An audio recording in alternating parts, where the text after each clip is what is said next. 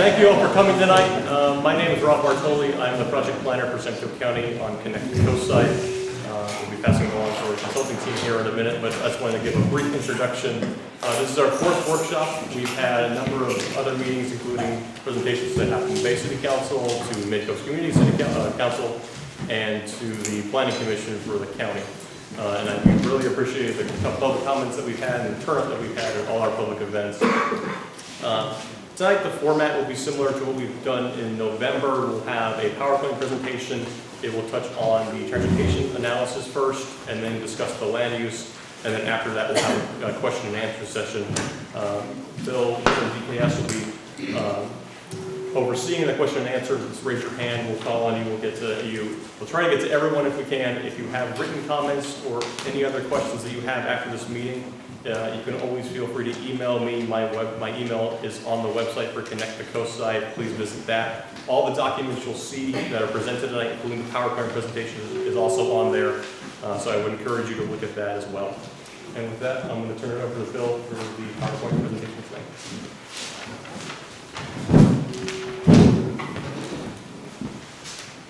Thank you, Rob, and welcome everyone. We've got, I think, an exciting program, although many of you have already seen this. We have presented this to a technical advisory committee. We presented to the Mid-Coast Community Council and also to the Half Moon Bay City Council, so you may have been on one or more of those meetings. But tonight we're really presenting our recommended plan, both transportation plan and land use plan for this project. So it's a very important step. We're here to get your reaction and input. If you haven't already given that at one of the other meetings, or if you want to give it again, please do that. I would ask that you all check your cell phones, make sure they're silenced or turned off so we don't have any interruption. We are also going to ask that we be able to just go through the presentation. I know you'll have questions, jot them down, but we'd like to just get through the presentation. It'll be a summary, and then we'll leave plenty of time for questions and answers and comments and discussion about this at the end. So please hold your questions till the end.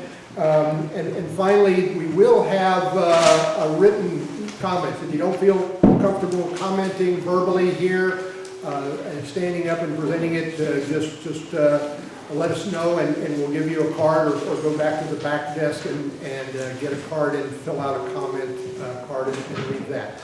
As Rob said, you can always go to connectthecoastside.com and leave comments there. We've gotten a tremendous amount of input through that source as well as through the meeting. For anybody coming in, we do have 3 seats up here and 3 along the side that are still open, and a couple up here. So you'll get a front row seat if you come on up. So tonight we will do a very brief review of the project objectives and schedule. Again, if you've been to anything that we've done, you've heard this and you've seen the slides that do that. I feel it's very important because this is a fairly unique kind of project, and so we want to make sure that everybody understands what our charge was, what is being done in this project. It's not a master plan for transportation for the whole area. It has some very specific purposes, and we want to make sure everybody's clear about that. And then the heart of it is our recommendations from Task 3, which is identification and evaluation of transportation and land use measures to address the impacts of growth. And then we'll talk about the next steps after that. So pretty simple agenda. So let's go to the next slide. So the overall statement of mission for this project is that the plan will identify measures to ensure future residential and non-residential development can be supported by future transportation system and infrastructure. And that's the charge that we got from the California Coastal Commission. This is a requirement of the local coastal program, and that's what this is all about, is to make sure that there are the balance between expected development, and the transportation system. Let's go to the next slide. So our 4 objectives kind of correspond to the tasks that we've undertaken. The first was to estimate the build-out development potential of the Mid-Coast and Half Moon Bay as permitted by the local coastal program, general plan, zoning, and pertinent regulations. So that it was looking at what's the maximum amount of development that could occur under those guidelines. The second was to identify the potential impacts of that growth on traffic, mobility, and safety. So we did a needs assessment, a deficiency assessment using that build-out scenario. Third was to identify and evaluate measures to minimize and mitigate the impacts of that growth. So once we saw what effect that growth would have, compared it with the performance standards set by the LCP or other regulations, then what could be done to bring those within an acceptable level of service. And that's where we really are today. And the final step is to develop a plan for funding and implementing the transportation improvements. And we've started that process, and that will continue after this plan is, or the alternatives, recommended alternative is solidified. It's a statement that San Mateo County is the project sponsor for this Connect the Coastside project. Again, it was called for by the Coastal Commission, but the county is the sponsor, and it is to help the county define approach and policies within the unincorporated areas of the Mid-Coast. It is also advisory for Half Moon Bay, who has their own local coastal program and general plan policies and statements, and we're trying to integrate those. Half Moon Bay is also in the midst of a general plan update. Fortunately, the same team is doing both the Connect the Coastside and the Half Moon Bay general plan updates, so we're trying very hard to coordinate those and working for consistency of policies and programs. But it is only advisory for Half Moon Bay. This shows the schedule, which we're pretty far along on, about 2/3 to 3/4 of the way down the line there. We're still at the end of task 3, which is development evaluation of alternatives to address deficiencies. We will, after we get the input from tonight's meeting, we will define a final preferred alternative set of transportation land use strategies. That will then get an environmental review, and that environmental review will probably run through the summer, and then with that we will develop the final plan, the implementation plan, the funding plan, and package it all in a comprehensive transportation management plan, and have one more workshop in October related to that draft plan. So you'll have another opportunity to comment on this, and then we will go to the County Planning Commission and Board of Supervisors for final approval. Now, before we get into the heart of this today, I wanted to, many of you were at a meeting just about a year ago where we presented something very similar, which was a set of alternatives and a recommended set from that. And we got quite a bit of reaction to that, and as a result of the reaction that we got, we changed our approach a bit, and here we're back a year later to present. And some of the things that came out of that meeting and the workshop was that there wasn't a feeling of comfort about this full build-out, that it didn't mean anything. There was not a feeling that there was ever going to be the full build-out, and then something more reasonable as a policy-constrained, practice-constrained, market-constrained build-out was more appropriate. So we did that. We developed another population and employment forecast. We did it for the year 2040. And it was a build-out, but within those policy and market constraints. And so we have done our analysis with a slightly lowered population and employment forecast, which is really setting a kind of the ceiling on this.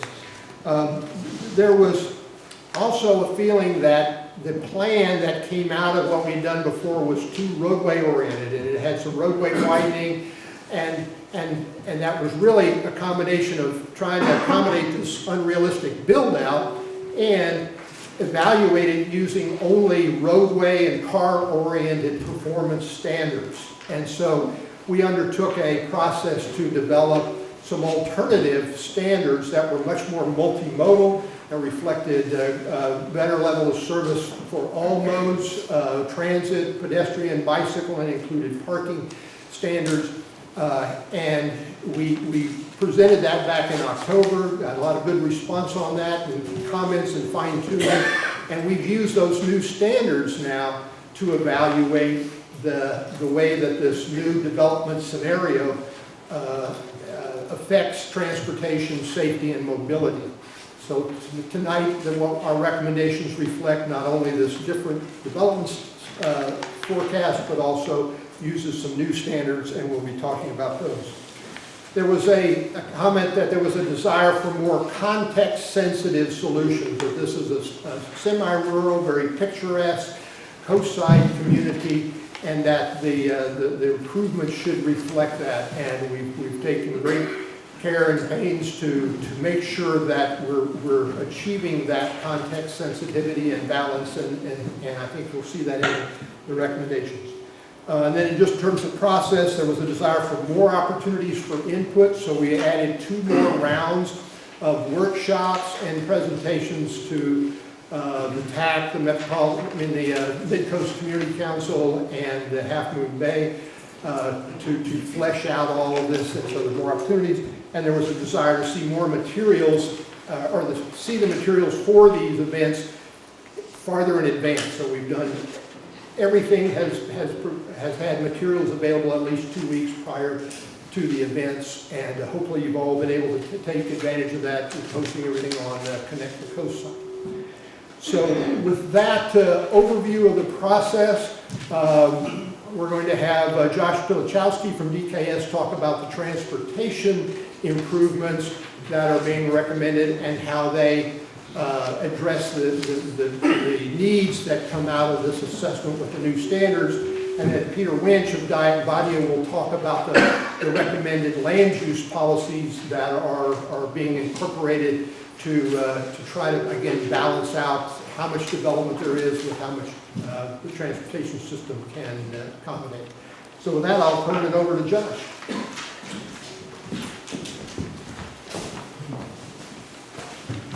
Hello.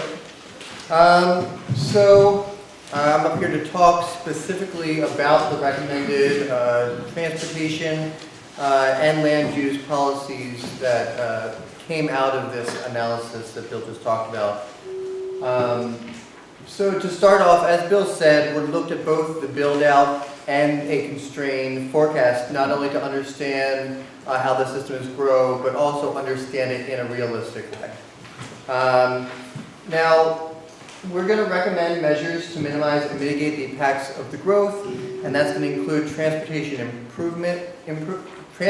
infrastructure improvements, as well as land use policies. And these deficiencies that these improvements are meant to mitigate are going to apply directly to the proposed standards for all modes. So we're talking not just roadway, but pedestrian, bicycle, transit, and parking that we are proposing to add to the LCP.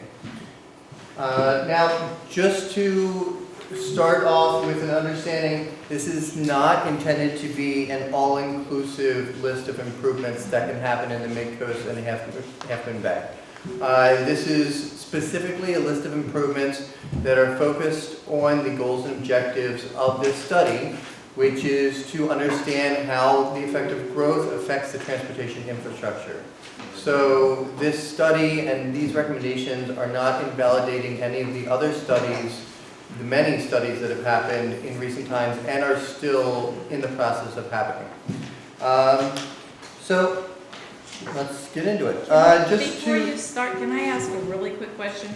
This gentleman said that your recommendations, or whatever you're calling them, aren't really imposed on Half Moon Bay. That is correct. So the fact that they've done nothing about all the gridlock down there, it doesn't really affect us unless we want to go travel down through their town. That's never going to get fixed unless something, you can't force them to fix it. No, this project specifically, the documents that we're producing, the reports and analysis that we're doing are advisory to the City of Half Moon Bay. However, we have continued to work very closely with the City of Half Moon Bay. They've been involved in all of the meetings. Their representatives have come and worked with us directly. And as Bill said, we are also, the team Badia and DKS are working on the Half Moon Bay General Plan, and DKS worked on the Half Moon Bay Circulation Plan. So even though this specific project is not binding to the City of Half Moon Bay, there is a larger process where a lot of these policy thoughts are being taken into account. Thanks. To move on to the next slide, this next section of the presentation is going to focus first on the recommended proposed standards that were discussed at the last workshop, and then going through each of the deficiencies identified and the improvements we are recommending to address those deficiencies. So, for the intersection deficiencies, the standard is that unsignalized intersections that do not meet the currently stated LOS and currently do not or meet a signal warrant are considered deficient.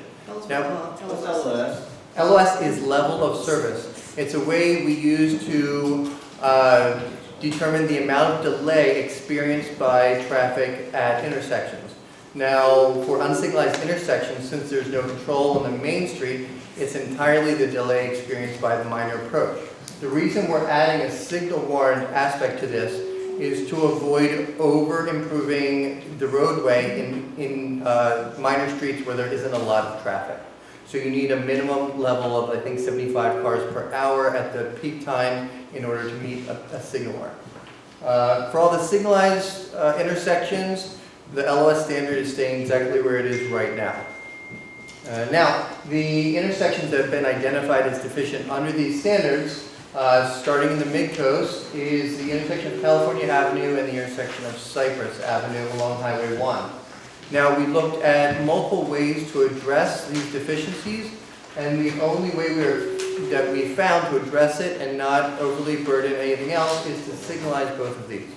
Now, when we say signalize, this is going to be an actuated signal, which means the green light will only change from Highway 1 when there is active demand along the side street. In addition, we also want to make sure they're coordinated, so you don't get stopped at one intersection and then get stopped at the other one. We're just going to ask that we hold all comments till the end. I mean, I think the title here says it's a workshop. For me, a workshop is dialogue. We will have that dialogue, but if we stop on every point, we're not going to have enough time to go through everything. Can you explain the technical terms? When you say an intersection is deficient, how do you define that? Is that By the standard that we presented in the previous slide. No, The you 75. you say have a deficient LOS, but is that LOS B? That's LOSD. LOSD. This is all described in the report for the more technical details. I mean, how We'd like to know what those are. Yeah. Because we care. You just say LOS, but, you know, what defines the D versus F? Well, as Josh said, it is fairly technical, and we will try to explain that, but it also was set by the local coastal program, and these standards are used in all the transportation analysis. So the A through F level of service grading is designed to be like a report card. So F is bad, and nobody likes to get an F, so F is bad.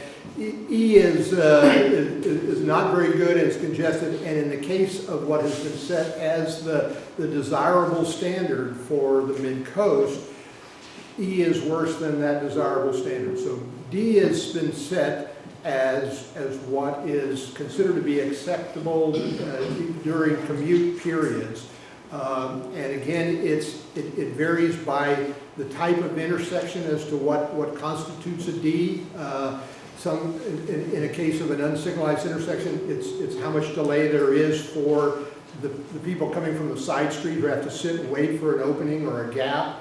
In the case of signalized intersection, it's the total amount of delay that is experienced by vehicles, the average for the vehicles.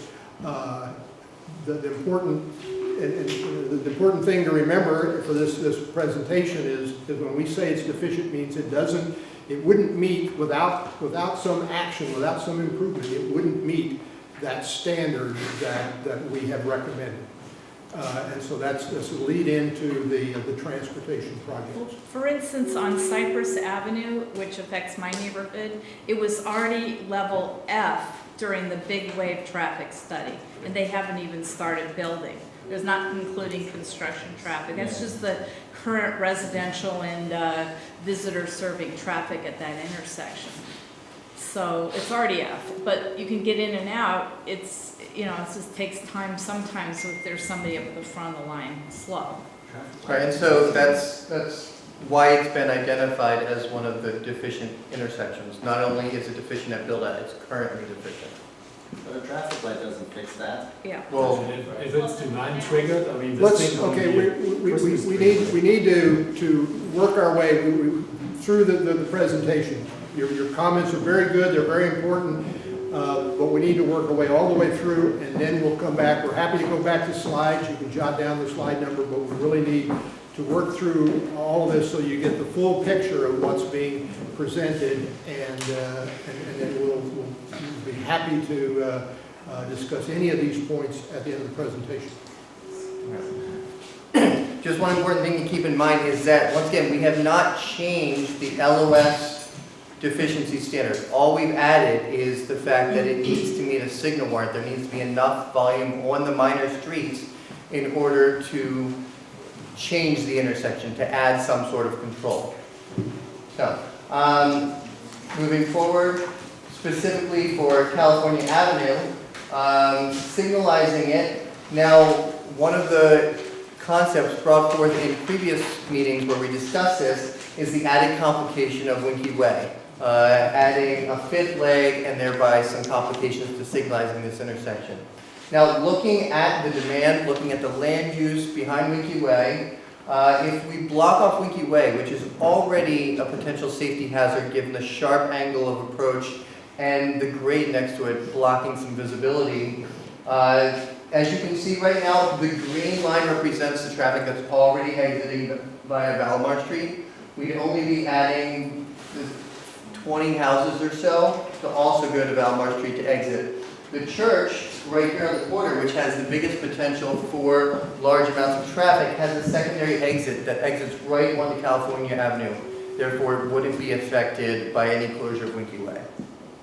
So, moving on to Cypress Avenue, this is really a straightforward signalization. Now, as I said, there would be coordination between these two intersections.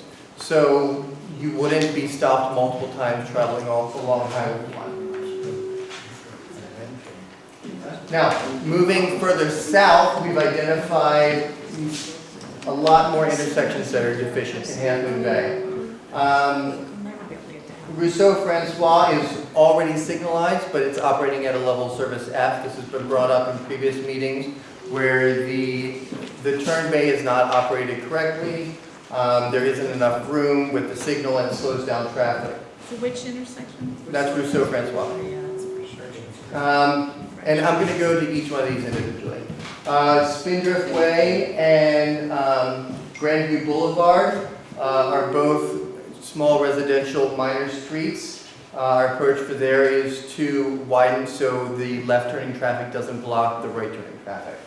The intersection of Kehoe Way, there's been support to signalize that and also widen it just at the intersection so that the signal doesn't delay traffic overly traveling along Highway 1.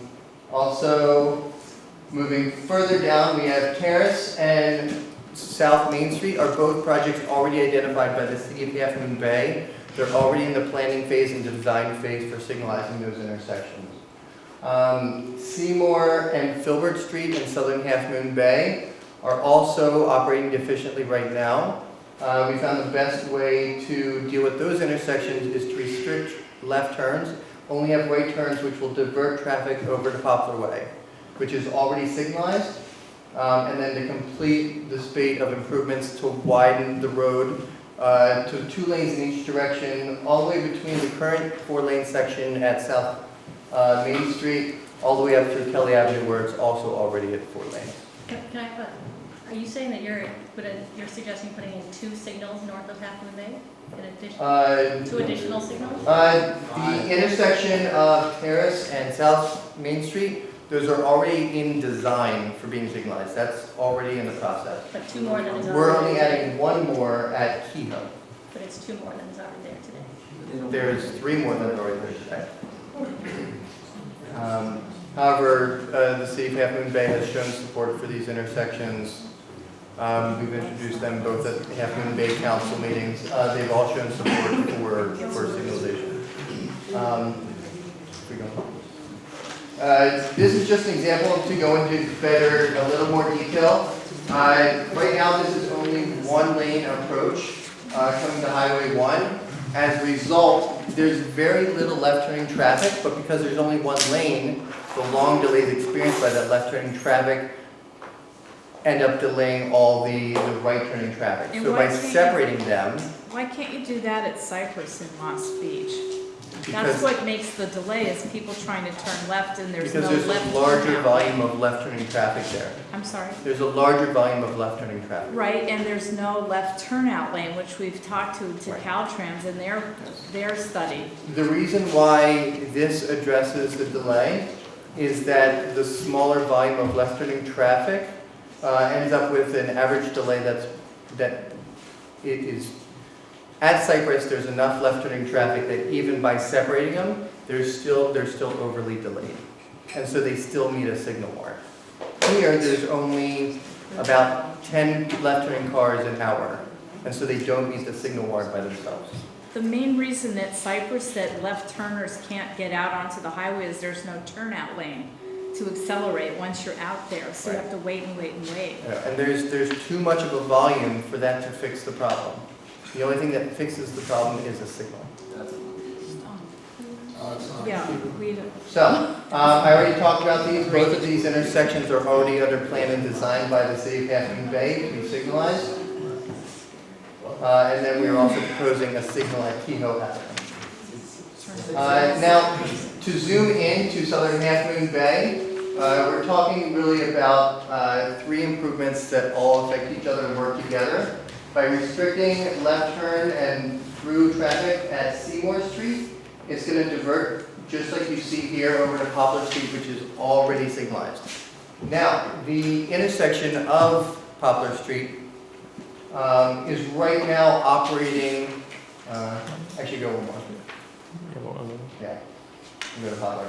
The intersection of Poplar Street is already operating below the standard. Now, one of those reasons is that with the volume of through traffic that's already occurring in Half Moon Bay, by adding a traffic signal and keeping it at 1 lane in each direction, you're blocking half the capacity. I'll get there. You're already blocking half the capacity. The way to address this is to increase the number of lanes that are going through that signal. So even though you're blocking that through traffic for part of the time, the increased capacity makes up for that. And by the time we move past the signal, we're still operating at the same capacity, the same level. So, by diverting the traffic to Poplar, the signal there is more than able to handle the extra flow, and the intersections at Seymour and Filbert are also able to handle only the right turn traffic. What's the total number of signals that is already in the plan? The total number of signals that everyone is discussing? The total number of signals added to the entire 17-mile study area is 5. But how many are existing already? No, the number of being added. I know, but what about how many are already existing? The ones already existing, I mean, already approved. they're already there. No, it doesn't. There's some now that hold things up like Freshman Street. Yes, so if you go back one, I want to include this is those the in that only one. signalized intersection in the mid-coast that has any deficiency, and it's for the exact same reason I talked about Poplar, where we didn't expand the road to deal with the extra, the drop in capacity caused by a signal. So by extending it 600 feet in both directions, you both allow for a queue when the signal is red, and you don't cause any bottleneck downstream. So can you confirm the number when you say 5 plus the 2 that are already? No, 5 including those 2. And then Half a you look at probably another one for the high density housing, if that happens at Carlos, so we talk 6. That would specifically have to do with that project. We aren't talking about any specific projects for the study. So the 5 are at Half Moon Bay, Southern Main, Terrace, both of which are already planned and designed, Kehoe Avenue, which we're recommending here, and then in Moss Beach, California, and Cypress, which are going to act together. So they're not going to interrupt traffic more than once. So but on that point, if one car triggers at Cypress, triggers that signal, California Avenue will also be triggered No. at the same time? No. It won't. One car won't force both to go, but you won't end up in a situation where 2 cars arriving at separate times will double block traffic. You know, you can't even see the traffic signal going north at the Frenchman's Creek because of all the trees and bushes in the way. Why don't they just lift the skirts on some of those trees first and see if that helps it? That is something that could happen. That's just not That's an easy fix. within the goals and objectives of this project. So I have a follow-up question. Have you done any, so what I'm missing, I saw the deck like a month ago when Rob presented it. Have there been any predictive modeling? So I think we have a current traffic volume, have X number of cars during certain time intervals during the day. So how long does it take from Montera to Half Moon Bay today? We're going to get into that in just a couple slides. Yeah, I don't see that in the deck. I mean, I think what we need is something that makes it more real. What I mean is, so what's the current volume of cars at 6:30? How long does it take me from Montera to Half Moon Bay? How long does it take me at 7 from Montera to Half Moon Bay? Now We're going to do those exact metrics in just a couple slides. Let me finish, 1 minute.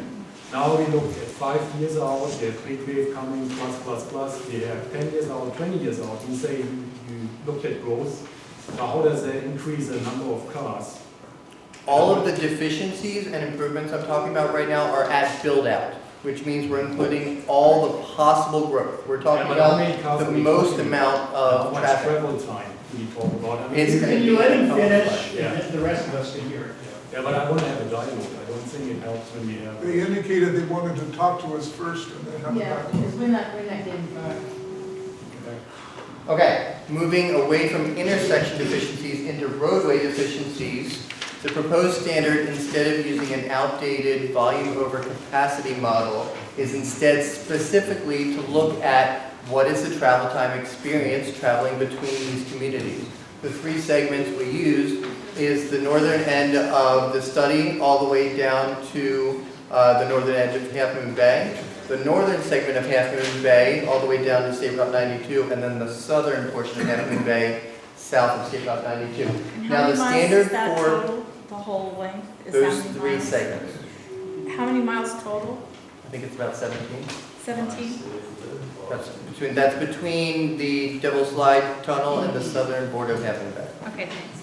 Alright, so the standard for a car-only segment, which is descriptive of Highway 1 as it currently is right now, would be any, if the congestion causes the travel time to be 2 times more than the free flow travel time, that's the average travel time experienced by a car that's unaffected by traffic.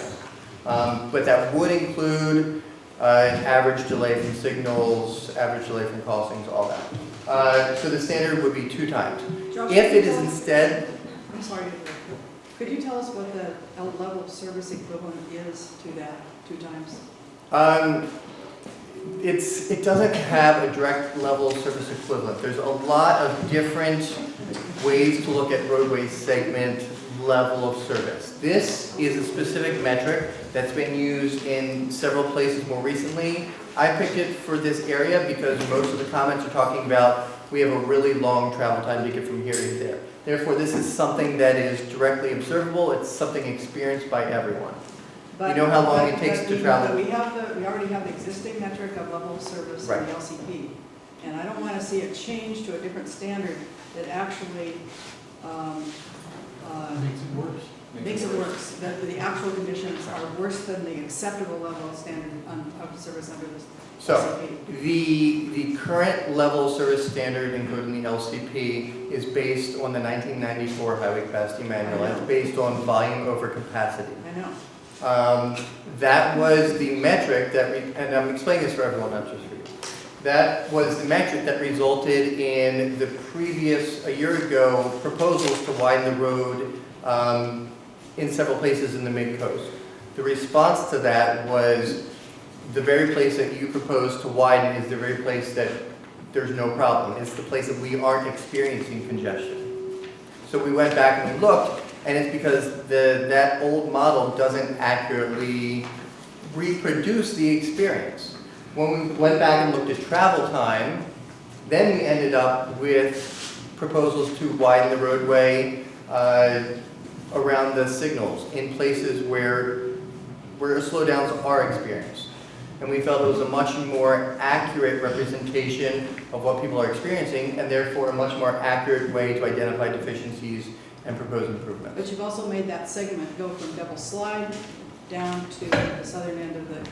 That segment is relatively homogeneous. Well, not because it doesn't, there's quite a bit of difference between. We need to have a time check and make a decision as a group here. We've got the building till 9, and that's when we need to wrap up. We could stop the presentation, not do the presentation, and just have you give your comments, and that for all the people that have read the materials, seen the presentation online, could do that.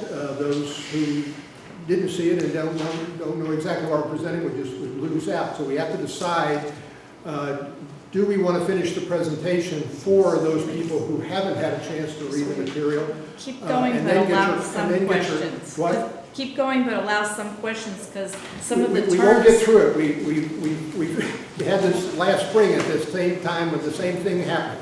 We can either go through the presentation and then take your comments and questions, or we can just stop the presentation and take your comments and questions now. If you got no more interruptions, what time would you expect the presentation to be finished? What's that? If you got no more questions, what time would you expect the I presentation? think we could do it in no more than 20 more minutes, and then you've got almost a full hour for comments and questions. Let's do that. Please do that. Yep. What's that? Let's do that. Yes, please. Do that? And some of your questions are going to be answered in the rest of the presentation. So please hold your questions and comments until the end. We promise we'll get to them.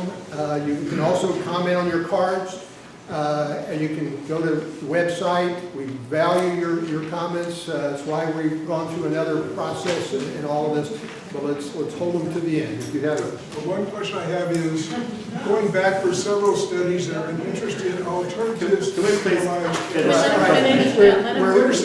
and my question is, are you going to explain those alternatives and why you didn't do anything with them? Yeah, like roundabouts. Yes. We'll talk about But that. he did talk about that. So please, all other questions and comments till the end.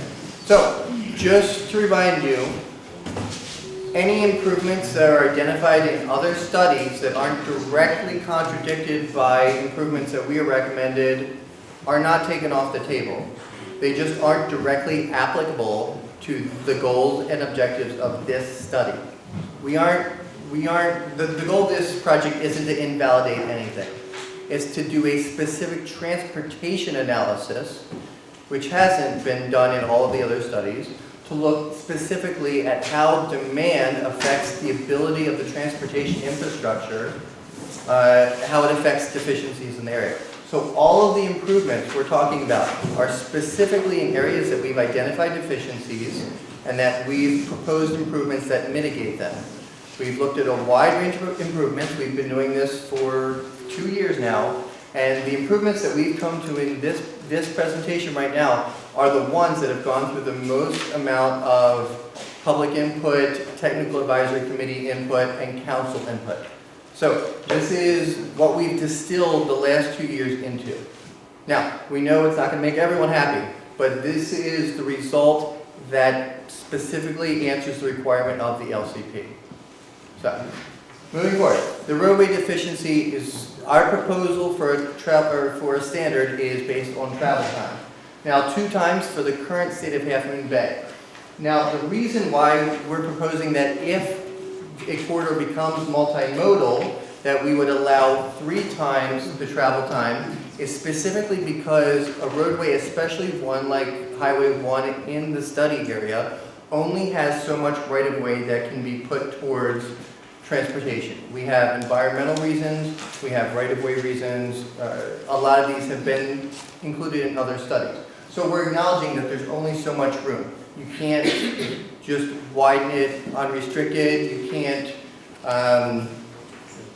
just add whatever you want to make it work for everybody. Instead, we recognize that there's a limited amount of right-of-way.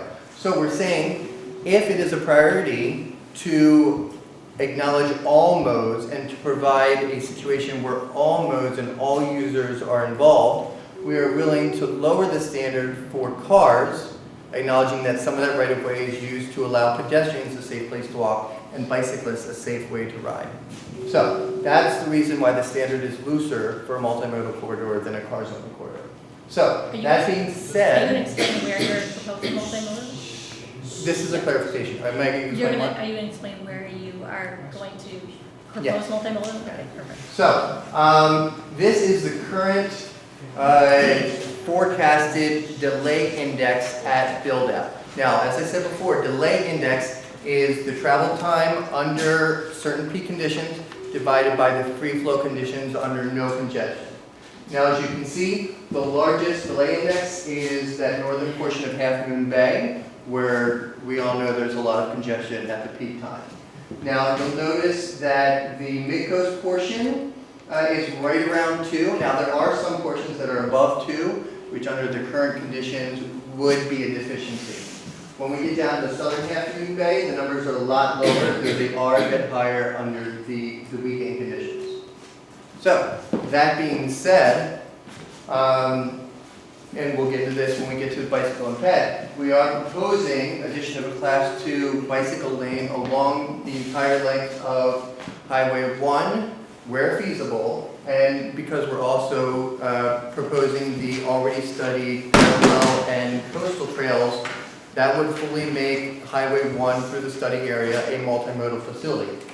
That being done, the 2 portions of in the mid-coast that are slightly over 2 are no longer considered deficient because we are now using that full right-of-way to serve all users. Could you explain what the index means? I mean, how does it means it's going to take twice as long today? Is that No, this is at full build-out. So with that full build-out growth is gonna be twice as associated long to get from the mid-coast to Yes. Highway back? during an average peak hour conditions. And what are the assumptions? The assumptions are based on a regional model that looks at regional growth and volumes for the entire 9-county. Yeah, but this is where I think some data would help, right? So number of cars today versus in 10 years. All that data has been included in previous reports in the other studies, all of which have built up to this level.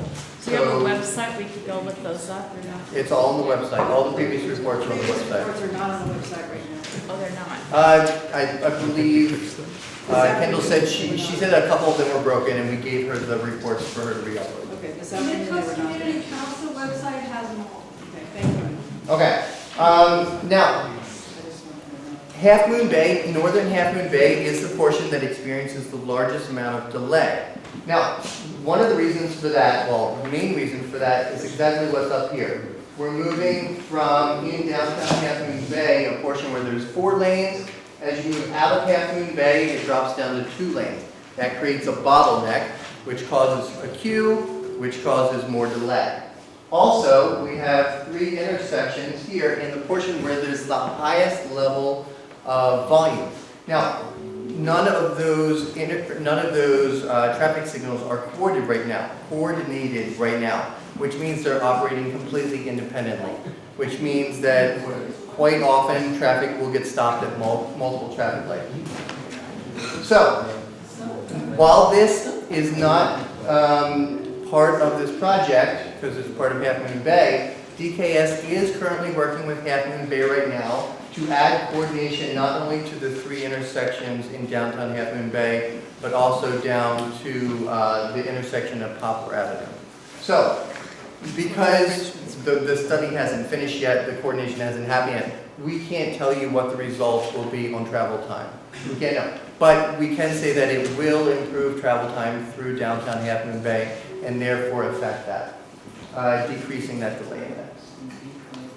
Now, so all of the proposed improvements we've gone through will address all of the roadway and intersections deficiencies identified in the Mid-Coast and Half Moon Bay, except for delay through downtown Half Moon Bay, which is partially mitigated by the signal coordination. Now, also keeping in mind that Half Moon Bay is not bound by this study.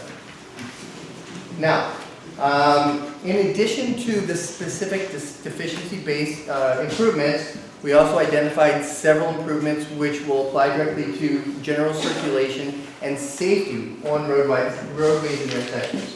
That includes the addition of a turn bay acceleration at Graywell Cove, identified by the Highway 1 Safety and Mobility Study, the median northbound turn bay acceleration lane at 16th Street, also identified by the Highway 1 Safety and Mobility Study, and also the addition of stop signs at many of the unsigned minor street intersections along Highway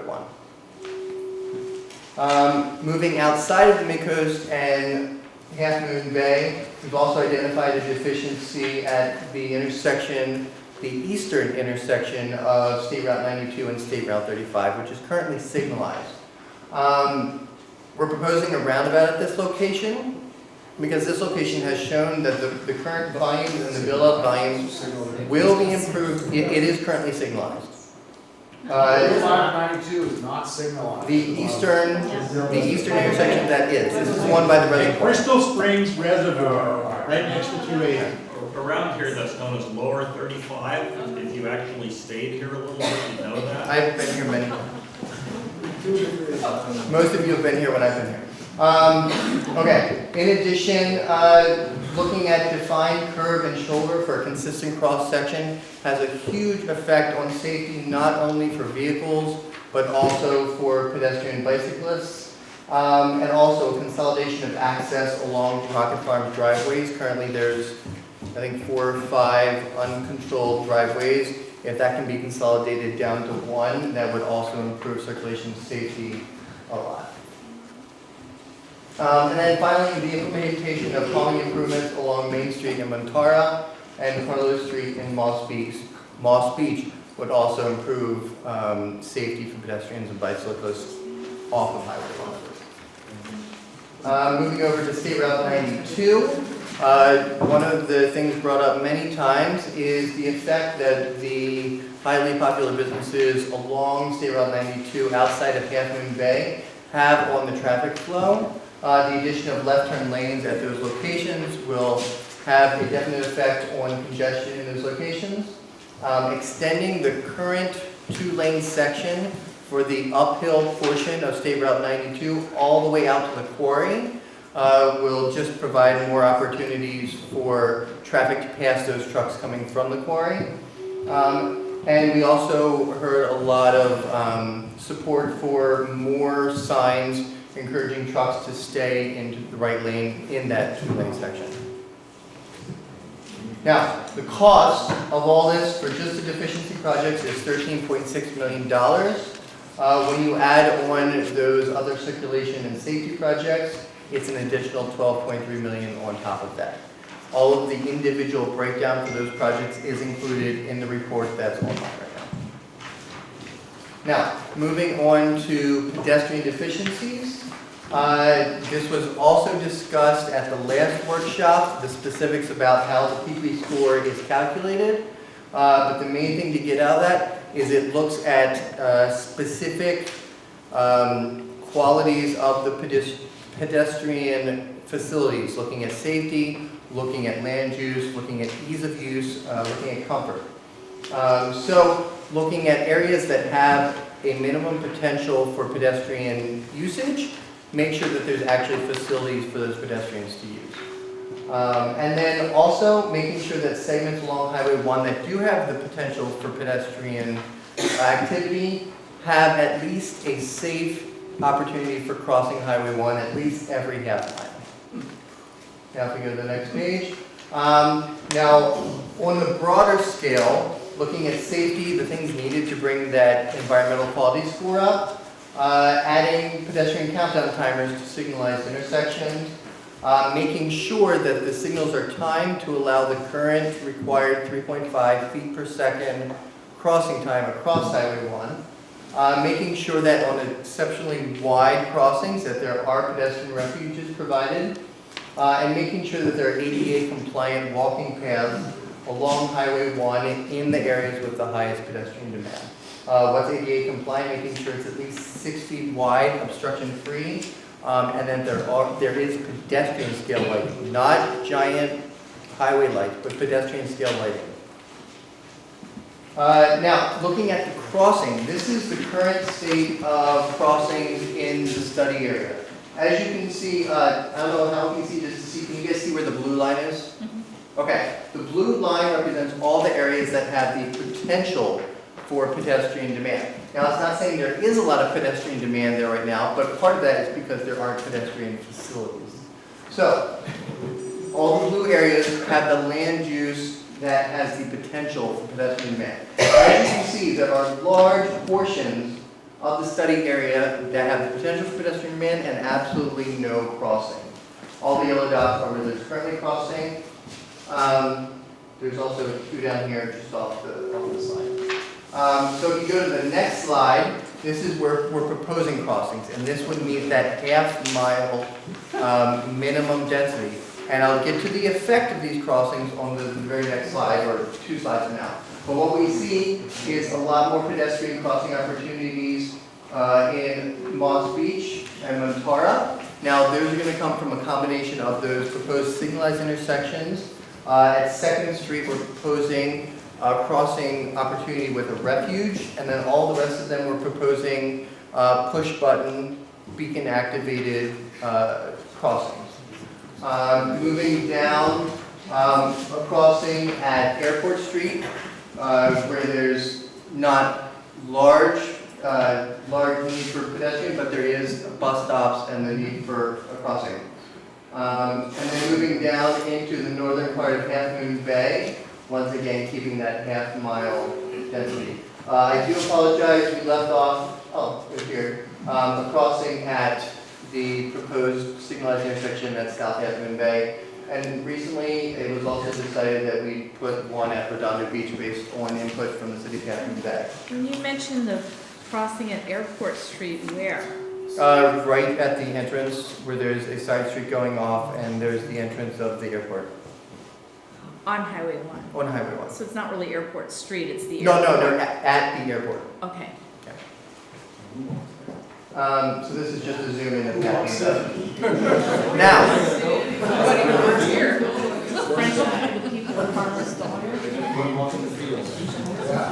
Now, a lot of people have asked or expected that the addition of these signalized intersections and the crossings are going to have a large effect on travel time along Highway 1. Well, we went in and we did the analysis, assuming very conservatively that someone is hitting that push button every minute, which is much more pedestrian demand than we would expect crossing Highway 1. This, and remember, this is delay index, so this is representing percent of the free flow travel time. What we see in the mid-coast is that only about 10% of the free flow travel time is added to that entire stretch of travel during the AM and PM commuter peak, and only 20% during the midday commuter times. Half Moon Bay, maximum of only 30% of the free flow travel time added to that northern portion of Half Moon Bay, and then only 1 or 2% of the free flow travel time added to southern Half Moon Bay. So even with all those proposed crossings, we're seeing a very small addition to travel time. Just for clarifying. What is it in minutes? You look at that on the individual level? We go into it in the report. Can I ask a clarifying question? Are these delays here just... Can we finish the report? I don't know what it says. Okay, What does it say? we individually, I added up the delay for each signalized intersection and each specific pedestrian crossing, looking at the volume of traffic crossing that crossing, and the 3.5 feet per second required by METCD to allow someone to cross that. So it's a standalone. Yes, signal. each So it specific doesn't- intersection was all accumulated So up. it doesn't consider correlations to other traffic lights or other pedestrian crossings? Well, there's not that many traffic lights. Percent or it's minimum? Remember, this is only crossing every half mile, so there's not going to be a lot of interaction between these sites. All right, moving on. And then moving to circulation and safety improvements. And this one is still up for discussion. It is off it is off Highway 1, so we're not sure about the support for it. But adding ADA compliant walking paths along Coronado and Ave Alhambra in El Granada. There's already been discussion. It is currently within the policy of El Granada to allow this sort of walking path. Now, moving to bicycle deficiencies, a similar standard based on now bicycle facility environmental quality. And then also just making sure that common destinations for bicyclists actually have bicycle parking. Anyone who's a bicyclist knows that if you don't expect there to be bicycle parking at somewhere you're going, you're not going to bike there because you don't want to leave your bike unlocked. So this is just making sure that people that want to bike places know that there will be enough parking there. So, looking specifically at bicycle improvements, making the parallel trail continuous, specifically the portions between 2nd Street to Rousseau Francois in Half Moon Bay, and then in the south portion between Wave Crest Road to the southern Half Moon Bay border. Also making the coastal trail continuous, we're looking between Devil's Slide all the way down to 2nd Street, California Avenue between Highway 1 and Airport Street, connecting that, and then also paving the dirt trail in southern Half Moon Bay. Now I know paving the dirt trail in southern Half Moon Bay, we've had some back and forth on that. A lot of bikers prefer that to be dirt and more rural, so that's still for discussion. Either way, we're supporting making sure that the bicycle facilities are continuous through the entire area. And then also making sure that there's a Class 2 bicycle lane in both directions along Highway 1 where it's found to be environmentally supported. This is because the commuter bicycle traffic is very different from the recreational bicycle traffic. You aren't going to see people that want to commute by bicycle using the recreational trail because they know they would have to interact with slower bicyclists or pedestrians. So making sure, once again, that this corridor is accessible to all potential users.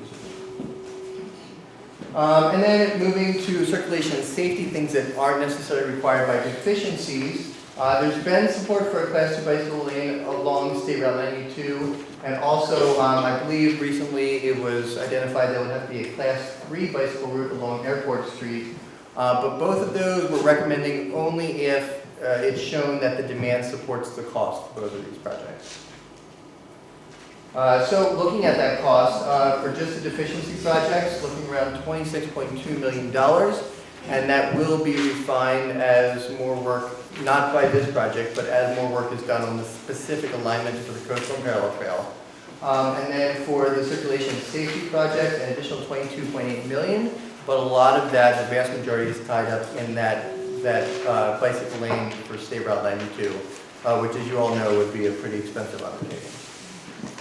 So, moving on to the last two, which are a lot more straightforward, transit deficiencies, making sure that the buses aren't so full that we have used up 85% of the standing capacity, which we did not find any deficiencies in, and making sure that bus stops that have an average of at least 25 daily riders at least provide a bench, and that locations that have 100 daily riders have a shelter. Now, we have identified the following 4 locations. This is the current ridership as of May, provided to us by Samtrans. Only one of these locations is above that 25 rider, but we're expecting that if transit conditions improve, we will see an associated increase in transit demand. So these are really the 4 that have the highest potential of reaching that 25 rider standard. So installing benches at the following locations. Sorry, what does daily boarding Daily boardings is the number of people that get on the bus or get off the bus at that, well, no, get on the bus at that location. We only looked at boardings because those are the people that would use a bench. Now, this being said, benches aren't that expensive. You can put benches or shelters wherever you want through community fundraising, community support. Samtrans currently has the standard of needing 100 daily boardings for a bench and 250 for a shelter. Now, none of the bus stops in the area come even close to that location. There is a shelter at Rocket Farms, but I believe that's because they paid for it or put it there. So when it comes to these transit improvements, besides these 4 that we're recommending because of the standard that we proposed, it's really up to the community. So, you know, I encourage you to look into that. Moving forward, looking at safety and circulation, supporting shuttle bus service on summer and fall weekends during special events. That can very easily be paired up with a park and ride shuttle to serve existing parking lots. We'll get into this a little bit later when we look at parking deficiencies. And then more frequent weekend service for the existing Samtrans routes 294 and 17. And there's also been a lot of support shown for school bus service for El Cabrillo Unified. A lot of these really depend on discussions had with Samtrans and with the local community. So once again, we are recommending the policies to support these, but it really depends on more action after this project. The cost of deficiency projects, as I said, the benches are really cheap, so we're not talking about a lot there. But then the additional cost for the circulation and safety, we're looking around $500,000 annual operating cost for those bus trips. I don't believe this includes the school bus service. We weren't able to get enough information to come up with the cost for that. So to finish up with parking efficiencies, really the only standard is making sure that the utilization of beach access parking lots doesn't exceed 85%. Once again, that's the expected occupancy so that people can be relatively secure in finding a spot if they go there. There's a lot of reasons for having a parking standard, one of which is to avoid that spillover to neighborhood streets, which I know a lot of people have spoken out against. They don't like it. This is one of the ways to do that. Now the real question becomes, how do we achieve this standard? So we are proposing for a couple of the lots, formalized parallel parking for Montara State Beach and diagonal separated parking for El Granada. Both of these projects are proposed in the Highway 1 Safety and Mobility Plan. Also, Supervisor Horsley's office has just proposed a Coastside access shuttle to coordinate with the existing bus service and to serve several of the currently overcapacity lots. On top of that, really looking at parking congestion pricing in order to bring those lots to 85%. Encourage people to use other modes to get to the beach, walking, biking, taking a shuttle. Well, that conflicts with the coastal access for people to beaches, so that might not work. That conflicts with what? Coastal Act requires lower visitor cost accommodations, and there's a big battle going on right now in Sonoma County over charging at the state beaches. The Coast Commission is recommending denial of charging for parking at those state beaches at their meeting this coming week. Okay, well then, I mean, that's definitely an important thing to think about moving forward, but the way, if you remove any cost associated with going to the beach, you're going to see more vehicle demand there. And so that's, I mean, it becomes a discussion it's an that... economic and social justice issue, and it's a very important part of the coastal act. Okay. Additional parking improvements outside deficiencies is the paving and striping of the upper lot at Graywell Cove, also previously recommended, and just including more wayfinding signage to parking lots to make sure that everyone knows where there is public parking available. The cost for deficiency projects is $611,000 plus another $250,000 operating cost for the Coastside access shuttle. And then the additional cost would be about $1.4 million for those additional paving projects. So, with that, I'm going to turn it over to Peter. We're going to finish this thing up, and then we can start our discussion. Thanks, Josh. I'm Peter Winch with Diet and Batia. This piece is, I promise you, short and sweet, and we will then get right into discussion. I want to start with a little bit of background on what some of the dynamics of the development capacity in the Mid-Coast, which make it kind of distinct. One of the issues is the prevalence of these paper subdivisions in the Mid-Coast, and if you just lived here and never looked at a map, you might not even know that this exists. But in Half Moon Bay, and to a lesser extent in the unincorporated part of this study area, there are subdivided areas that don't have any streets, don't have any development, and yet they do have a proliferation of small lots. Some of these are called paper subdivisions. Some of these lots have potentially never been sort of sold or conveyed separately.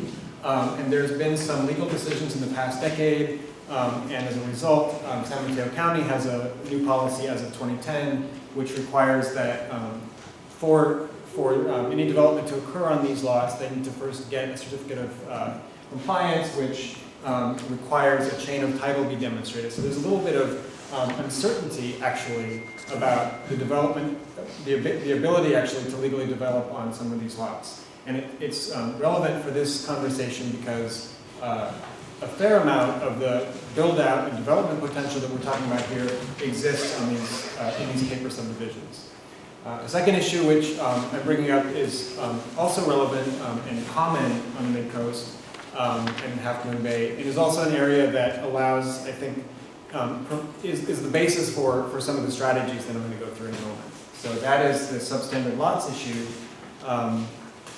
In Half Moon Bay and in San Mateo County, both of those zoning ordinances include provisions for developing. You're allowed to develop if you own a lot that is smaller or narrower than would be otherwise allowed if it were being created fresh in that zoning district. But if you get too small or too narrow, then at least in San Mateo County, you're required to get a use permit in order to develop on that lot. And then the use permit itself requires that several sort of findings be made to ensure that any development that takes place on that small or narrow lot doesn't conflict with coastal act policies or isn't too large for its site, and so on and so forth. So I just preface the land use strategies with these conditions because they're relevant to the coastside. So we have two land use strategies which we're presenting to you tonight for your feedback, which could be included in the Comprehensive Transportation Management Plan in order to address the issue from the other side. So the side that we've been hearing for the first part of the night is about how do we improve the transportation system so that it can handle both all of the existing development here and what could happen in the future. And then the other side of the equation is there anything that we can do to reduce the development potential in the future in a fair way? So we have two strategies here, which I'll go through very briefly, and then of course we'll have time for some question and answer, some discussion. The first one is a mandatory lot merger program, and this is a strategy that actually the Coastal Commission has required the county to study as part of this comprehensive transportation management plan. And already, San Mateo County has a process in place for voluntary lot merger. And what that applies to is contiguous side-by-side lots that have the same owner, and at least one of the lots needs to be substandard, as the way that I described it previously. And at least one of the lots needs to be undeveloped.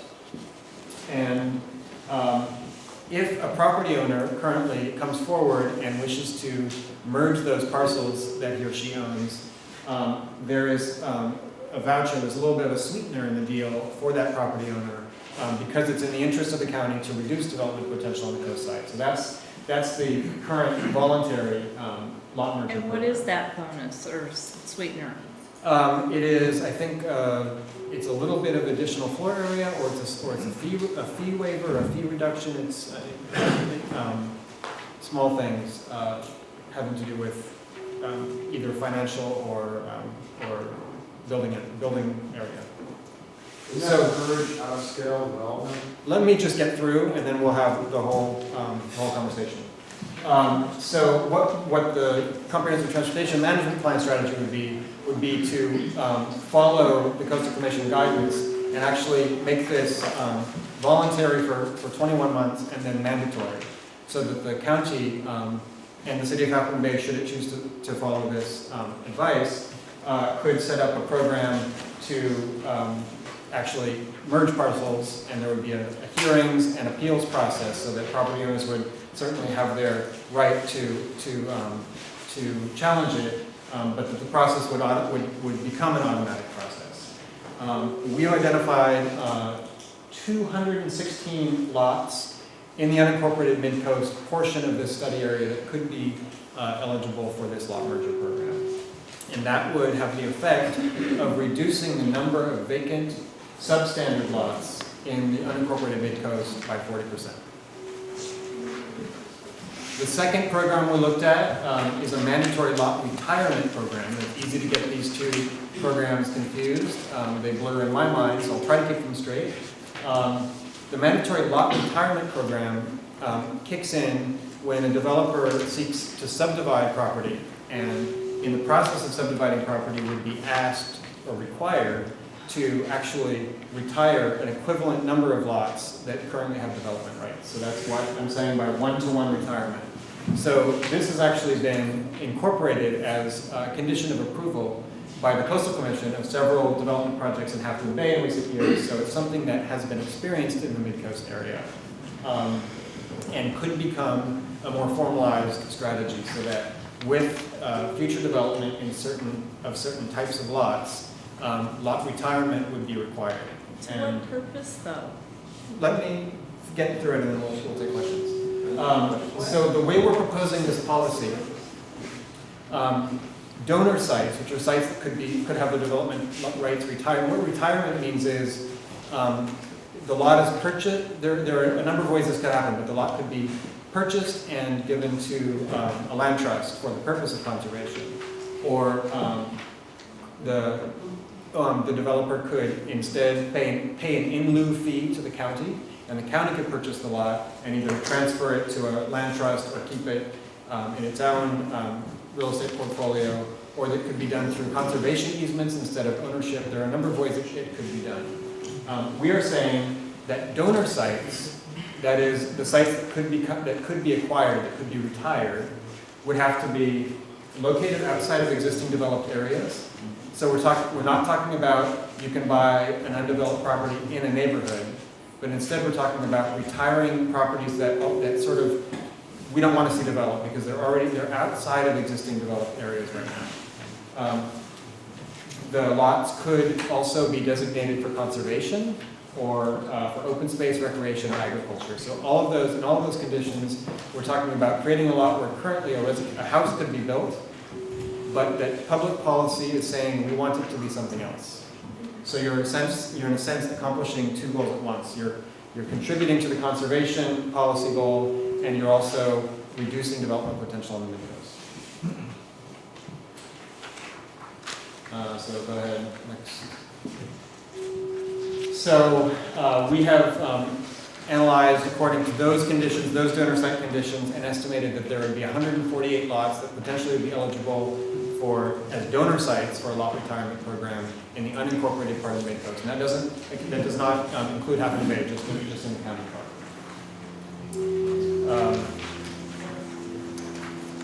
These maps are probably sort of hard to read, but the red, where you see red on the map, those are parcels that we've identified as being potentially eligible for a lot merger program, meaning there are contiguously owned lots, and at least one of them is substandard. So they're sort of scattered throughout Granada and Montero and Moss Beach, throughout those neighborhoods. And the black lines, which are less prevalent, are indicating lots that would meet our proposed conditions for a lot retirement program. And as you can see, those are mostly sort of in peripheral parts of Montero, maybe up in the hills a bit more. This is zooming out to the larger study area. I think this map is less less relevant, but it does show some additional potential lots that could be where you could see development lots retired in areas that are designated for agriculture or conservation. I said we'd have I said I'd present two strategies. In fact, there's a third strategy, but I didn't group it with those because it's not actually a development reduction strategy. Instead, it's potentially a way to pay for some of the transportation improvements that Josh was talking about. And that would be a traffic fee mitigation program. And the reason it's being presented in this part of the talk is that there's a potential for such a program to maybe reduce the demand for development by raising the cost of development. So we can't really measure what that effect would be, but we're just recognizing that the institution of a traffic mitigation fee could have a dampening effect on development. So I think I'm going to give it back to Bill to just wrap up, and then we're getting into a conversation. The next steps in this project are to refine the presentation of the preferred alternative based on your input and the input that we've gotten recently from the Mid-Coast Community Council and the Half Moon Bay City Council. We will be presenting a preferred alternative to the Planning Commission and the Board of Supervisors. Those are open meetings, and there's more opportunity for comment there. We will be undertaking an environmental review of the preferred alternative that's taken to the board and the commission. And then we will draft the comprehensive transportation management plan. And once it's drafted, it will go through another round of review by the TAC, the MCC, and the Half Moon Bay City Council, and a final workshop. And that final workshop is scheduled for October. So we're going to be opening it up for comment tonight for the remainder of our time. But you can always go to www.connectcoastside.com and provide comments there. 2 weeks. And we do ask that all the comments that are forwarded or posted after this meeting be done within the next 2 weeks so that we can draft the refined recommendation. So with that, we're going to open it up to comment, and if there are clarifying questions should be for clarification. If you want to make a comment, make it as a comment. Don't make it as a question, so we know it's a comment. We have about 40 people here that are not connected with the project by their jobs, so let's make sure that everyone has an opportunity to speak and not have it dominated by just a few. Yes, please. Reduce build-out. We need a more aggressive lot retirement program to reduce build-out numbers. The recent Coastal Commission staff letter on this issue was posted on the Mid-Coast Community Council webpage. Rather than a string of painted crossings with flashing beacons, please give us median and refuge islands. They are statistically safer and less likely to cause traffic congestion. Pedestrian wait time can best be reduced by crossing one direction of traffic at a time without stopping traffic. Roundabouts dramatically reduce collisions. The highest accident rate of all mid-coast intersections is the ones with the traffic signals. Yeah. Roundabouts keep traffic moving through intersections and have significantly less delays and signals than cross-street traffic during peak hours. They also don't malfunction and revert to four-way linking red, causing massive backups. In Moss Beach, our safety mobility study circulation concepts have been tossed out the window and 2 traffic signals thrown in. What about the need for added stacking lanes for these signals? In other words, 4 lanes through Moss Beach.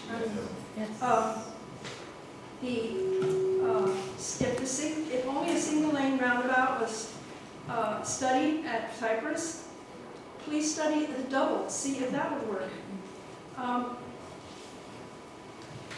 Instead of this consistent highway cross-section, instead of paved curbs and gutters along the entire highway, a consistent highway cross-section in rural and transition areas could be as simple as a tactile edge stripe and colorized bike lanes, as we were shown in the mobility study.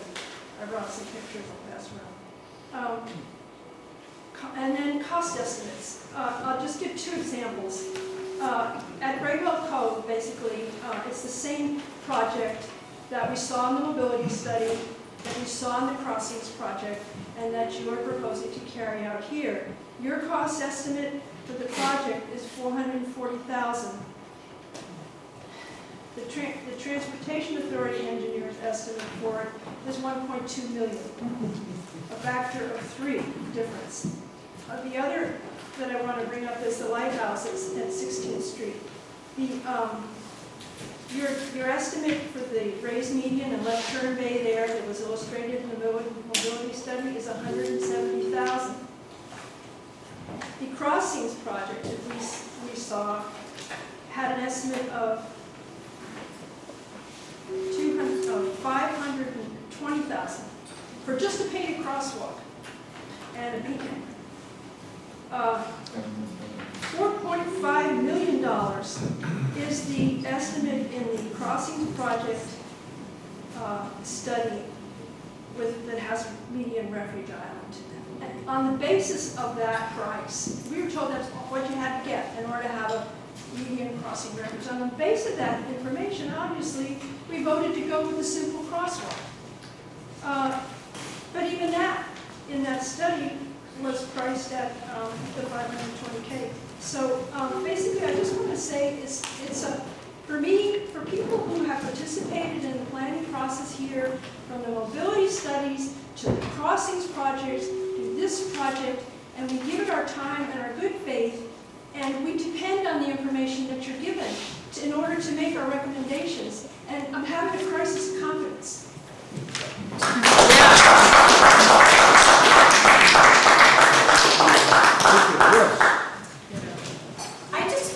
I just wanted to know, I brought it up at the last meeting, where it seems like we're so focused on putting more cars on the road and maybe prohibiting development so that there's less cars on the road. And I work for the federal government. I know how project management works, and you've got your milestones and you need to move forward. But why aren't we spending some of this money putting in a decent public transportation system that directly connects to Caltrans and BART, so that people driving along the coast are connecting at the BART station and doing like 6 stops between Half Moon Bay and the BART station? I would take that every morning if I didn't have to transfer onto a new bus at Lindemar. The public transportation is absolutely unacceptable here. All these little fixes on the public transportation, it's like putting lipstick on a pig. It's unacceptable. We live in the Bay Area. People that commute around here know how to take public transportation. We want public transportation that is efficient and that will take us to our jobs and help the tourist industry come into the Bay Area without clogging up our highways. I wish we would just try something out for 1 or 2 years, put some decent public transportation, invest in infrastructure like everybody else in the Bay Area is doing, and yet we seem to be immune to it here on the coast where we have no other options. It needs to be something that we need to take a step back and take this seriously. We are not some backcountry town. We are the Bay Area, and we should be looking for transportation that is appropriate for this time and day, instead of reverting to solutions that we would expect in the 1990s. This is unacceptable.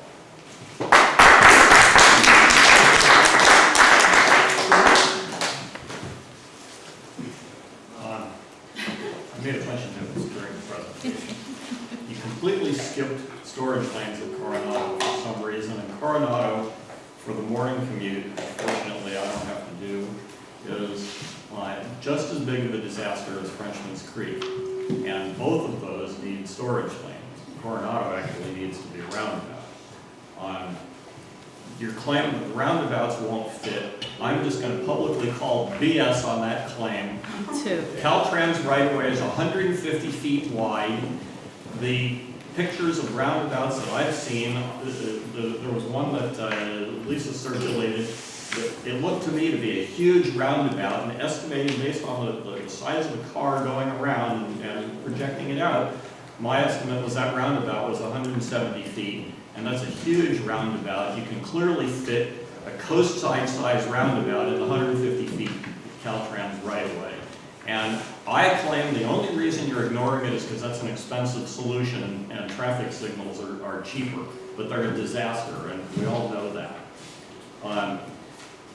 Downtown Half Moon Bay, somebody from Half Moon Bay many years ago on a discussion mailing list proposed on what is philosophically a roundabout with North Main, southbound 1, and eastbound 92. If you make eastbound 92 from 1 to Main, eastbound only, make the segment of North Main from 92 to 1, westbound only, make the segment of 1 from North Main to 92, southbound only, you have a roundabout. And then you can take out the 3 traffic signals, which will be a substantial improvement in circulation. There was mention of trucks, right turn or right lane. The sign needs to say right turn only at all times for slow-moving trucks, because if they're allowed in the left lane at all, you get these trucks going 11 miles an hour passing trucks going 10 miles an hour, and they should be pulled over, arrested, and the vehicle confiscated. Regarding your relabeling to get the factor from 2 to 3, I'm reminded of the old joke about if you call a tail a leg, how many legs does a dog have? The answer is it still has 4, because calling it a leg doesn't make it a leg. Okay? So changing the goalpost, moving the goalposts here does not fix the problem. The fact that, yeah, there's a parallel lane somewhere for bicycles and pedestrians doesn't in any way whatsoever solve the vehicle problem. That's right. And so you can't just change the signs and the labels. You know, I shouldn't say signs because that's ambiguous. You can't just change the labels and claim that that fixes the problem. It doesn't fix the problem. You need to stick to the goal of 2 there, not just relabel it so you can call it 3. And I said this before, and so, you know, your claim that you took into account public input, there's little evidence here that you did. The pedestrian path through El Granada belongs on Obispo, not Alhambra. Alhambra's too high up, and the people walking past El Granada are not going to go up to Alhambra. It needs to be on Obispo.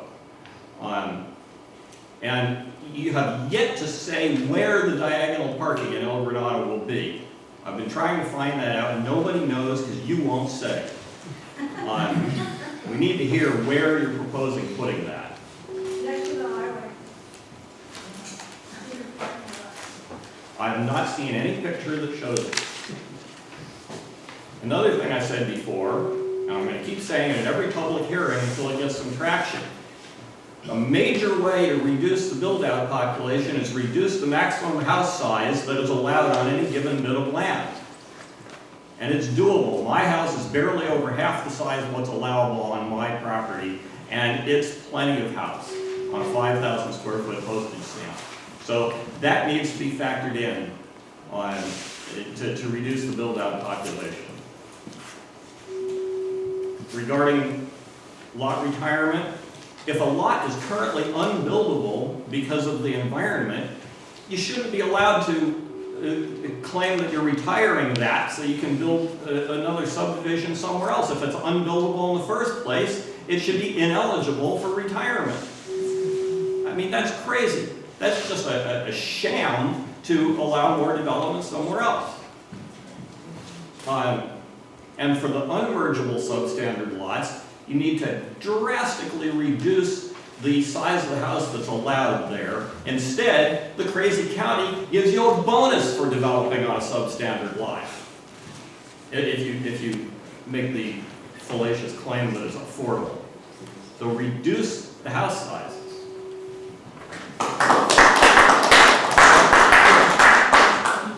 So one comment I'd like to make is, you're telling us that these traffic lights can be fixed so that they work together, but the city of Half Moon Bay can't even do it with 3 traffic lights. And you're telling us 5 traffic lights will help us with our plight on sitting on the road for 2 hours. I don't see that as a solution. And until, yeah. 3 traffic lights has made it worse. That's right. Yeah. And now we're gonna do 5 more, and then we're gonna build crosswalks every half mile? Really? Why don't we talk about things like going under the road, especially in Whale Cove? There are culverts that people put in so pedestrians don't have to go across the road and get killed. Why don't we do that? Why don't we fix our problems correct the first time instead of putting a Band-Aid on it, and we'll just add some more traffic lights to it? Is anyone that hasn't spoken yet want to make a comment? I don't believe you've spoken yet. You said at the beginning that traffic lights, the gentleman there said that traffic lights were the solution and that was the way to make traffic flow better. But I would like to see some kind of proof or study that says that is really the solution. Because many people here are saying, we don't believe you. Yeah. We don't. And so Just say, clarification, we didn't say that traffic signals make the traffic flow better. Traffic signals have been proposed at unsignalized intersection where the level of service standard is violated because of the side street having delay for left turns that is beyond the limit. So it doesn't improve the flow of traffic, it reduces the delay for that side street. So what you're saying is traffic lights make it so you can turn onto the highway, but it slows the highway overall. Yes. Yes. Exactly. Which is. Can I give some numbers? already side Can I give some numbers? No. No? So, okay, yes. See, I missed something somewhere. I think this entire transportation plan is counterproductive. If what you're trying to do is make the traffic flow better or avoid it from getting worse, the only way you're going to improve the level of service is to make it a 4-lane highway all the way so that there's no bottlenecks, so that there are turn lanes. And I think there should be a moratorium on development of the lots and putting up traffic lights and putting up bicycle paths until you expand the highway so there's 2 lanes in every direction with turns available. Yes, thank you. Laura? The LCP states that a 1% growth rate, which would be a limit of 40 units per year, will be necessary until the CTMP plan is incorporated into the LCP. So to address the cumulative traffic impacts of residential development on our roads and highways, the question on everyone's mind and that we need answered is currently how many new dwelling units have been issued building permits each year for the last 3 years. So far, we have not been able to get an answer or get that number. And in conjunction with that, so what is the process that will be in place to provide a summary of that information on a routine basis? In addition to that, how will the permit process itself be managed on a day-to-day basis? So, for example, is the plan to handle the permits on a first-come, first-served basis? If that's the case, then what happens when a person applies for a permit for, say, a multi-unit project, such as an apartment building, versus single residence? So in what way is the process going to be handled? And we have not been able to get an answer to that question, so hopefully we can get one very soon. I have a question in regards to what exactly is full build-out? When is full build-out going to be? How many homes would that be? How many residents do you suspect that to be? And how many additional cars is full build-out? That's, we don't have time to answer all that tonight, but it's all in the reports. You go to Connect the Coastside, and it's in the. Can you summarize, what's that? A rough idea of number of cars? A rough idea? We're taking comments tonight. So you don't know? And we'll address that question in a response.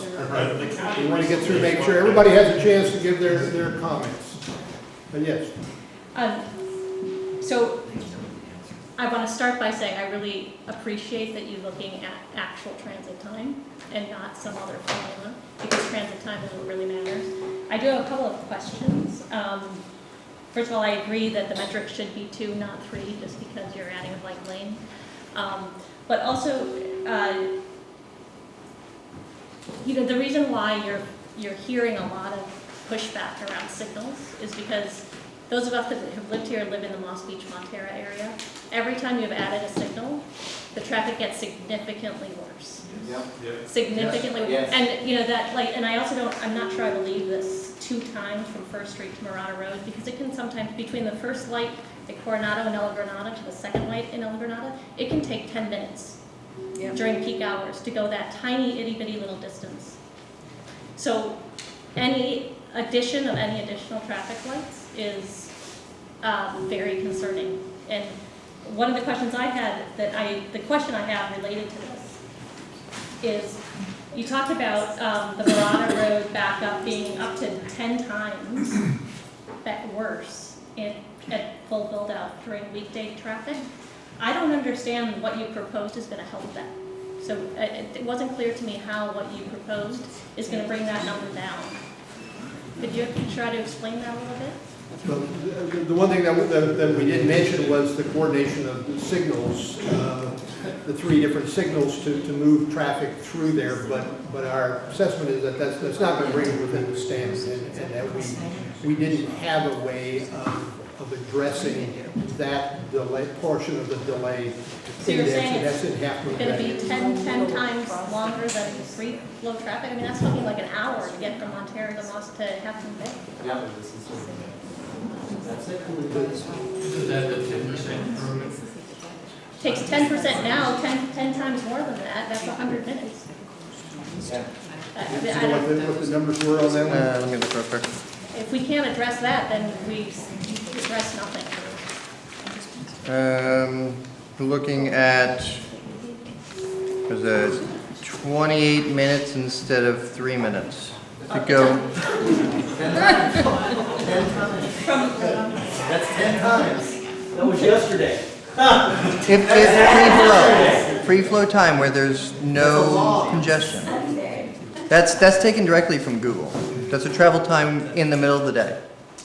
That's the middle of the day. Yeah, that's free flow travel time. So today, with not being at full load, just so you have some facts, right? To go from Moss Beach to Highway 92, free flow is maybe 10 to 12 minutes, okay? In peak traffic, like school traffic in the morning, it's often a half an hour.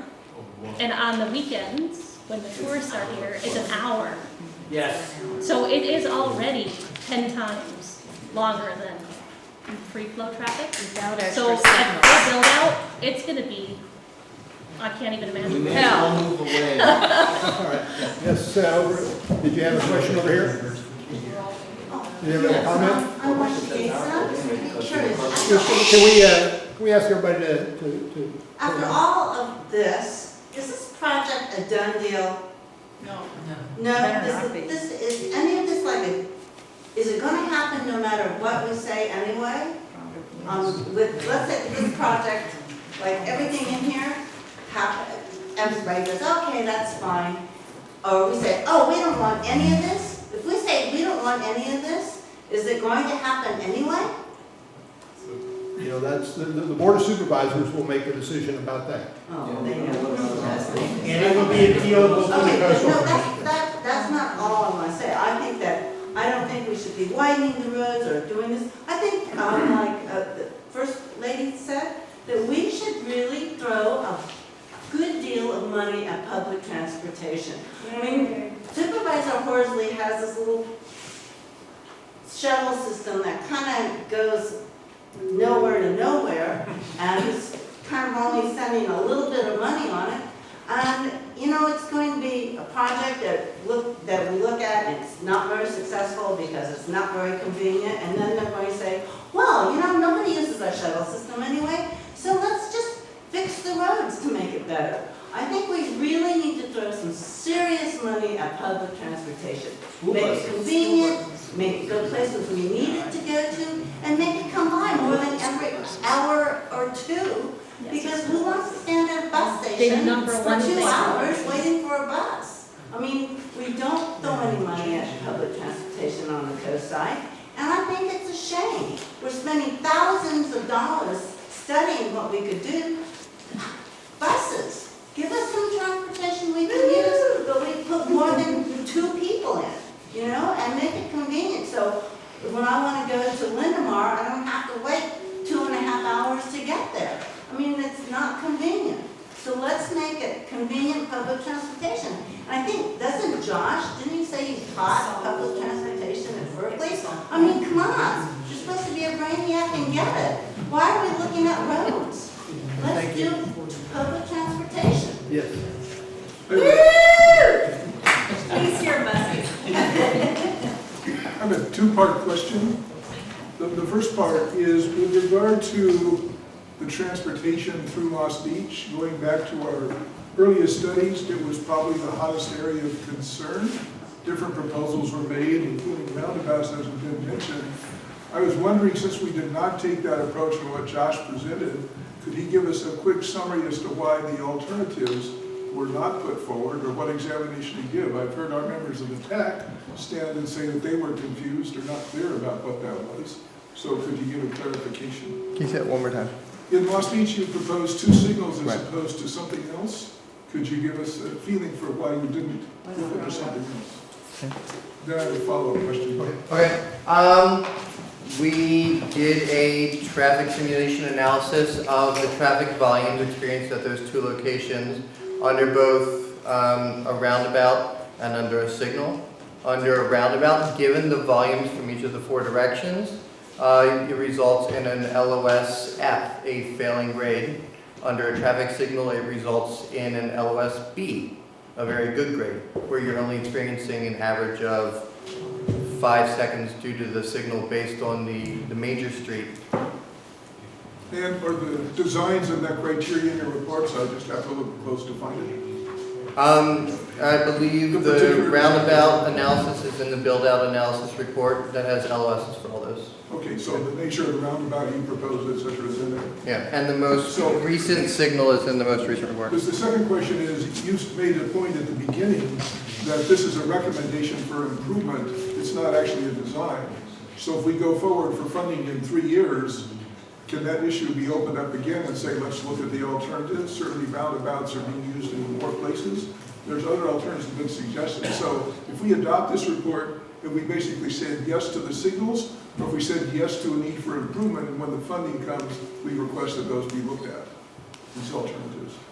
Yeah, I would imagine that there still is that flexibility when it comes to design. This is not a design study. This was really a growth management study, again, to see what kinds of improvements would be required to accommodate build-out, or this modified build-out with transportation improvements. And again, that's the orientation that we had, very different than the Highway 1 safety and mobility study or other studies that were really oriented toward what would the community like and design of those. This was what would it take to accommodate the something approaching build-out and meet the standards that's set by the LCP.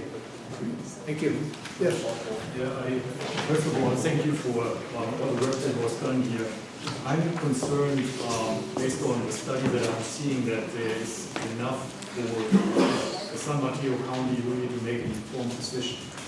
And when I read the objective here, to identify the potential impact of growth and traffic, I'm not sure that this is given in this document. So what I'm missing here are planning assumptions. You know, from a model perspective, I'm missing planning assumptions. I think as the lady said ago, how many more units do we have in 5 years, in 10 years, in 20 years? And that translates into increase of traffic, number of cars, etc.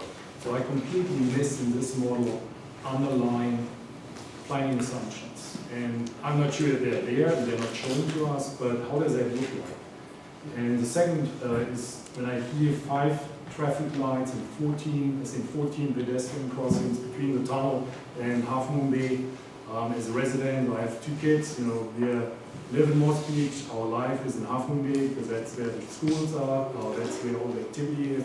We go back and forth a couple of times every day. The same what I heard today is, I think somebody said, we don't believe you. The problem is with this doesn't talk in our language. So it's difficult to understand. And I said, you know, if you come back and say, okay, we forecast X number of new houses, X number of cars on the road, this is the current situation during the day, it takes you 30 minutes during peak hours to get from Ontario to Half Moon Bay, 5 years out, we estimate so forth and so forth. The other shortcoming that I see in this model is, and I think this was clarified, you are modeling standalone assumptions. You're not modeling a system. So if you put 5 traffic lights in, plus all the others, plus you add the growth assumptions to it, you need to model that system and translate that into language that we, as residents here, normal people can understand. And I would say probably the board, they are normal people. They look at this and how do you make a decision? You say, okay, 3 traffic lights, maybe 5 crossings look right, but based on what criteria? And what are the implications of that? In a complex system, 10 years from now, we're going to get a big wave. And I say, you know, if the traffic light at Cypress is demand triggered, and I think there are studies showing 1,500 cars coming in and out, big wave, either through airport, Cypress, or Princeton, then this thing going to be up and flashing the whole day, basically. And what does it do? I work in Oakland. For me, it's not unusual now to take 30+ minutes just to get through Pacifica. That's a 4-lane highway. There are 3 traffic lights. The same backwalks now, some days, all the way to Manor. So 30 minutes just for 3 traffic lights and a 4-way highway. So if I consider now that we have all these traffic lights just in Moss Beach, 2 plus 1 potentially with the high density housing, there are 3 traffic lights just in Moss Beach. And then basically that crippled all the traffic. And I think the key is talk to us in a language you can understand. I mean, all this abbreviation indices, I mean, they don't speak to us. Thank you. We did approach this from a very systematic, system-wide perspective. We did all of our modeling in a network, full network basis. All that can't. We had a difficult time getting in this presentation in today and the time we had available. It's all in the documentation. It's all on Connect the Coastside. All the details are there. Everything you asked for is in our documentation on Connect the Coastside. We encourage you to go in. If you've got any questions after reading any of those documents, feel free to call the county or call me. We'll answer those questions. Anybody that hasn't spoken yet before we do repeats. I had a question that they said they wouldn't answer. Anybody haven't spoken yet that would like the opportunity, we're just about to run out of time. I want to make sure. Yes, I don't think you've spoken. Yeah, West Beach. First of all, I want to thank Lisa, who was very clear. For those of us that have been going through these studies for over 5 years, I was really shocked to see that all of a sudden 2 traffic lights in West Beach. Really? It just, you pointed it out before at one of your previous, where there is no congestion in West Beach because people up there figured out that if there's a 3 or 4 car backup like California, you skirt down to the next street and you cross at Virginia, so you go out in parallel, and it keeps the traffic flowing. When we first started doing these talks, we had a different consultant come in who was labeled as a Pied Piper of roundabouts because he wanted to sprinkle them like you're sprinkling the painted crosswalks. I know there's a happy medium. I'm not saying that your numbers are wrong or whatever, but I just find it really difficult to believe that a roundabout is going to cause more delay than a traffic light. Because once you get a traffic light there, you get this cumulative backup that these other people have been speaking about. And so you don't get through on the first light. So it's not just a 2-minute cycle, it's a 4, 8, 10-minute cycle sometimes. So I know it has a lot to do the way you modeled it, and I will go out and look at that data if it's out there, otherwise I'm going to keep demanding it. But I think the main thing here is that I've heard everyone who's spoken before me has said that this presentation does not reflect community input that we've been giving for over 5 years. And so at some point, I'm asking anybody here to bring your friends, your neighbors, your kids, or whatever, when this goes before the Board of Supervisors, and pack Redwood City with every kind of resist density sign you can get or anything else, free-flowing traffic. Because we want the Board of Supervisors to know that every time they send in a consultant, we get another big, thick packet of something that doesn't reflect what the community is asking for. And we need that change. So take what you want from this, but we have to fight this. We have to fight it. Just, I know there's a lot lot of concern about signals and the potential delay from signals and a lot of support for roundabouts and in many situations a roundabout is much more efficient at moving traffic with less delay. In this particular case, where we have recommended a signal over a roundabout, every vehicle that goes through a roundabout is delayed. Every vehicle that goes through a roundabout is delayed. They have to slow to 15 miles an hour to go through a roundabout. The signals are what are often referred to as rest on green signals. Josh talked about it as demand actuated. They only go red when there is a traffic on the side street. These are side streets, so there's not a whole lot of traffic, but so they won't be red all that often. So it's not like going through an urban area where you're stopping at lights where there's more balanced flow. And this is the only way to get accommodation of those side streets within the standards for delay for those side streets. The roundabouts that we didn't put in were because it reduced, it caused delay from the slowdowns and wouldn't meet the standard for a controlled intersection. That's the reason why we recommend it. Now again, that's a policy decision, but that's why. Yes. I'm just kind of curious. I mean, you stipulated the fact that Samtrans gave you the figures of how many people would get on certain spots and all that. Why hasn't this group right here, especially addressing the issue with the stoplights in Moss Beach, given us something a little more specific about what you do see, what kind of traffic that crosses and why it necessitates you to put a traffic light in there? There's nothing here tonight in the presentation. It's all in the documentation. Well, see, but you keep saying that though. Let me tell you something. It's all on the website. Look it up on the website. The reason these meetings take place is the fact that you people can hear from us. Because I'm going to give you a prime example. A friend of mine from Moss Beach sent an email to Supervisor Horsley, and his response to the person was, "I got your email." Is that the kind of representation that all of you really want on the coast side over here? It's a joke, you know. You can take that back to your boss, because you show up at these meetings all the time, and he doesn't, you know, we're like distant relatives over here. There's nobody paying attention to that. So give us some more specifics of cross traffic. I live in Moss Beach Heights. I've lived there for 46 years. I come down the street, I've got to be patient to get into the highway, I find an opening, you know. Those of us that live in that particular area live there for that reason. We don't want to have San Mateo traffic over here on our, you know, coast side. Thank you. We really appreciate everybody coming out tonight. We got a lot of good feedback, and you can go to Connect the Coastside. There are comment cards. If you got a burning comment, go put it on a comment card. We really appreciate it, and thank you. It's 9 o'clock, and we need to... 2 minutes till. Thank you.